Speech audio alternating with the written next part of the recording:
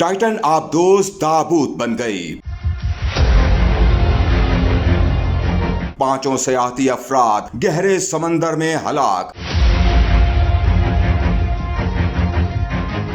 सुलेमान को टाइटन के सफर के लिए मजबूर किया गया। शहजादा दाऊद की बहन का तहलका खेज इंकशाफ। मीडिया रिपोर्ट्स के मुताबिक टाइटैनिक के मलबे की तहकीक के लिए जाने वाली आबदोज की गुमशुदगी के बाद पांचों मुसाफिरों की हलाकत की तस्दीक कर दी गई है। दूसरी जानिब अफसोसनाक वाकये में जान की बाजी हारने वाले पाकिस्तानी नजात अरबपति ताजिर शहजादा दाऊद और उनके बेटे सुलेमान की मौत पर दाऊद की बहन ने चौंका देने वाला बड़ा इंकशाफ कर दिया।